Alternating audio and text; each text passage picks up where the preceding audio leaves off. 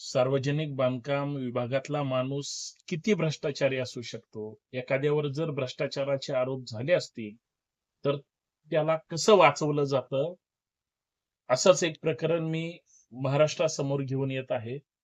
कारण एखाद्या अधिकाऱ्यांवर कारवाई झाल्यानंतर सुद्धा तो फक्त अधिकाऱ्यांच्या जवळचा असतो. त्यांच्या एकदम आर्थिक लागेबांध्यातला असतो. आर्थिक सेटलमेंट असते म्हणून त्याला कसं वाचवलं जातं म्हणजे दोषी ठरवून सुद्धा एखाद्या सार्वजनिक बांधकाम अर्थात पीडब्ल्यूडी मधल्या क्लर्कला कशी खुर्ची एकदम फिक्स केली जाते त्याचं उदाहरण आणि ती घटना मी आपल्या समोर मांडणार आहे.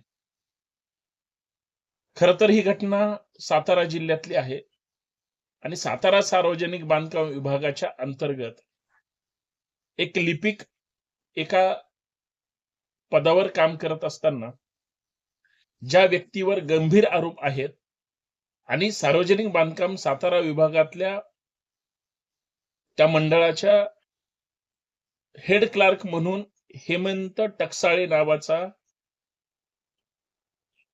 क्लर्क ज्याची विभागीय चौकशी झाली होती आणि त्याच्यामध्ये तो क्लर्क दोषी आढळला. त्या व्यक्तीवर 18 नोव्हेंबर 2025 ला कारवाईचा आदेश देण्यात आला की हा काम करण्याच्या लायकीचा नाही, हा भ्रष्टाचारी आहे वगैरे वगैरे त्याच्यावर आरोप ठेवण्यात आले आणि तरी सुद्धा या व्यक्तीवर मेहरबान अधिकाऱ्यांनी म्हणजे 18 नोव्हेंबर 2025 ची घटना आहे. 30 एप्रिल 2026 रोजी आपण चर्चा करतोय. अजून सुद्धा कारवाई झालेली नाही. त्याच्या विरोधात अहवाल सुद्धा तयार झाला. बऱ्याच अधिकाऱ्यांनी त्याला वेळोवेळी पाठीशी घालण्याचा प्रयत्न केला. कारण हेमंत टकसाळे हा सातारा सार्वजनिक बांधकाम विभाग अर्थात पीडब्ल्यूडी मध्ये प्रथम लिपिक सिनियर क्लर्क म्हणून त्या ठिकाणी काम करत होता आणि त्या व्यक्तीवर शासकीय सेवेत असताना कर्तव्यात कसूर करणं किंवा सेवानिवृत्त कर्मचाऱ्यांच्या सेवा पुस्तिकेमध्ये फेरफार करून माल कमवणं किंवा ज्या ठेकेदारांची सातारा सार्वजनिक बांधकाम विभागाच्या अंतर्गत कामं चालतात त्या कामाच्या मोबदल्यात त्यांच्याकडून माल वसूल करणं असे गंभीर स्वरूपाचे गुन्हे किंवा त्या आरोपाचा ठपका या व्यक्तीवर ठेवला गेला होता आणि त्यानुसारच या व्यक्तीची कायदेशीर चौकशी त्या ठिकाणी अर्थात विभागीय चौकशी म्हणू, कारण सातारा म्हणलं तर विभागीय म्हणजे पुण्यातून हे सगळे सूत्र हलत होते आणि पुणे पण काय धुतल्या तांदळासारखं नाही. मी याच्यावर सुद्धा एक स्वतंत्र व्हिडिओ पुणे सार्वजनिक बांधकाम विभागावर बनवणारच आहे.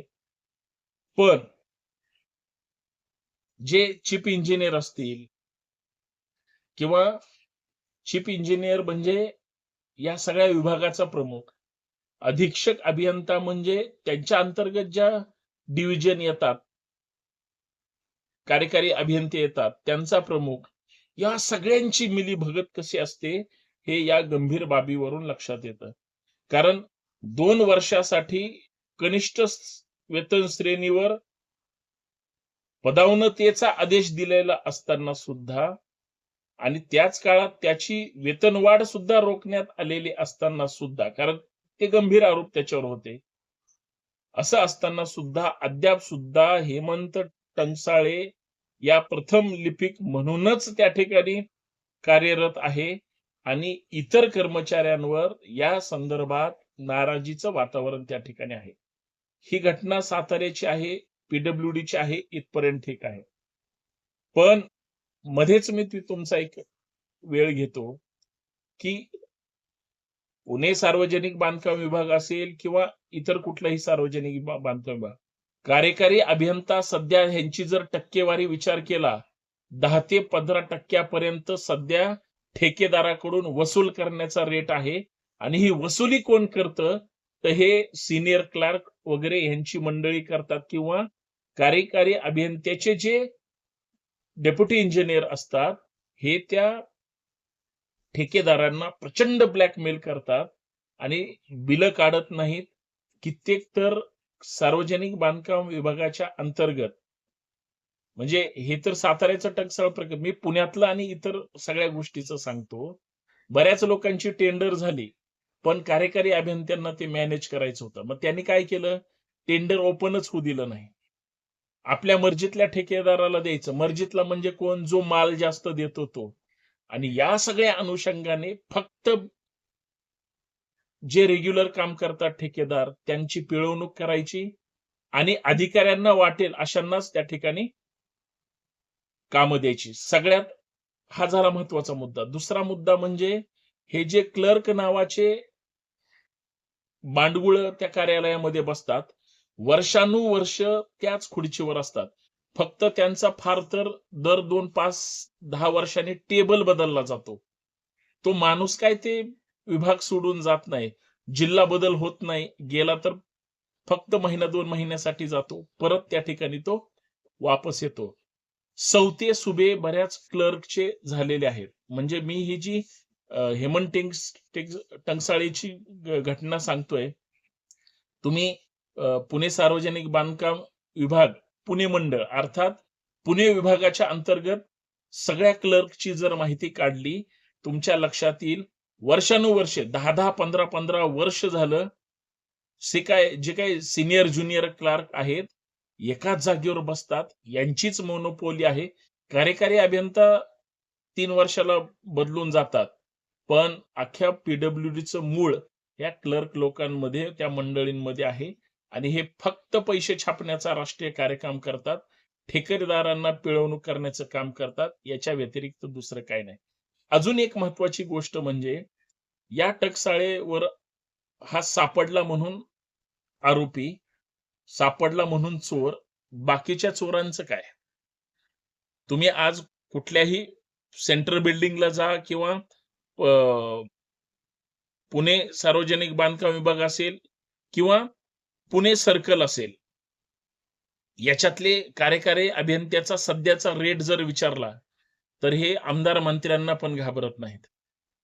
काही कार्यकारी अभियंते, मुख्य अभियंता किंवा अधीक्षक अभियंता आमदार मंत्र्यांसोबत यांचं सेटिंग आहे. आता काही चीफ इंजिनियर किंवा त्यांच्या वरचे अधिकारी तर कुणाच्या घरातलीच लोकप्रतिनिधी असल्यामुळं हे तर कुणाच्याच बापाला घाबरत नाही आणि फक्त छपाई करण्यासाठी आणि बाकीचे खरात सारखे धंदे करण्यासाठीच हे सगळे त्या पदावर बसतात. आर्थिक घोटाळ्यामध्ये यांचं कुणीच हात धरू शकत नाही. आता जर तुम्ही मुख्य अभियंता जे सार्वजनिक बांधकाम विभागात बसतात, त्यांना जर टंकसाळेचं विचारलं तर ते काय म्हणतात? कागदपत्रानुसार टकसाळे दोषी असल्याचं स्पष्ट होतं, पण अद्याप का कारवाई झाली नाही याची देखील चौकशी होईल आणि दोषी असल्याचं निश्चित झाल्यास त्यांना, त्या टकसाळेला नियमानुसार कारवाई केली जाईल. का करत नाहीत? या सगळ्यांची मिलीभगत असते. हे जरी मुख्य अभियंत्याचं, चीफ इंजिनियरचं स्टेटमेंट जरी असलं तरी त्याला वाचवण्यासाठीच सगळे प्रयत्नशील असतात, कारण त्यानं फार मोठं घबाड खालच्या क्लर्कला दिलेलं असतं, वरिष्ठ कार्यालयातल्या. आणि टकसाळेचं काय म्हणणं आहे हे पण ऐका. ते असं माझ्यावरचे आरोप हे खोटे आहेत, कारण हे धुतल्या तांदळासारखे आहेत. म्हणून ह्यांना वाटतं की माझ्यावरचे आरोप हे म्हणजे खोटे आहेत. मी नियमानुसार काम केलेले आहे. माझ्या विरोधात जाणीवपूर्वक तक्रारी करण्यात आल्या, त्या पूर्णपणे खोट्या आहेत. टकसाळे सोडाव, तो तर दोषी आढळलाय म्हणून कारवाई झाली. परंतु असे काही क्लर्क आहेत, असे काही कार्यकारी अभियंता आहेत, डेप्युटी इंजिनियर आहेत, त्यांचे सेक्शन इंजिनियर आहेत. यांचं एक रॅकेट आहे.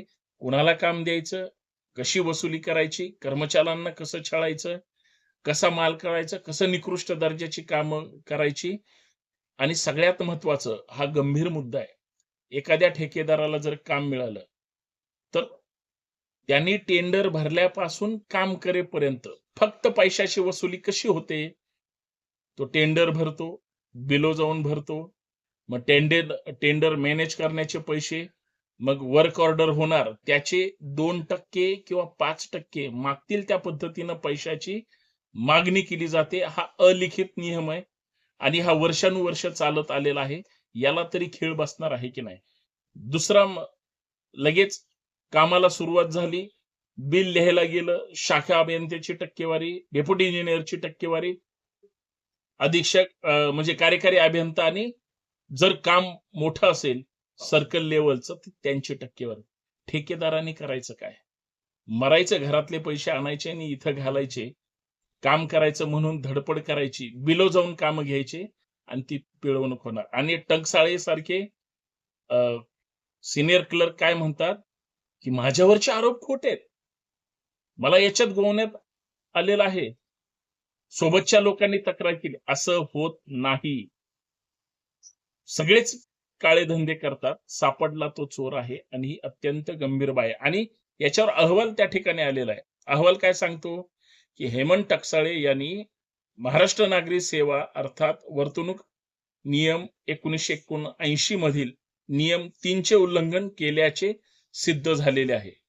आणि मानवतावादी दृष्टिकोनातून त्यांना सेवेतून बडतर्फ करता येत नाही. खरं तर सेवेतून बडतर्फ केलं गेलं पाहिजे. कारण कायदा तसाच सांगतो. 2 वर्षासाठी खालच्या पदावर पाठवण्यात येणार आणि तसंच त्या काळात त्यांची वेतनवाढ होणार नाही आणि 2 वर्षानंतर पुन्हा नियुक्त करताना त्यांच्या मूळ वेतन श्रेणीवर म्हणजे त्यांची वेतन श्रेणी होईल, असा अहवाल आहे. आता अहवाल देणारी माणसं काय झोपीत अहवाल तयार करणार आहेत का?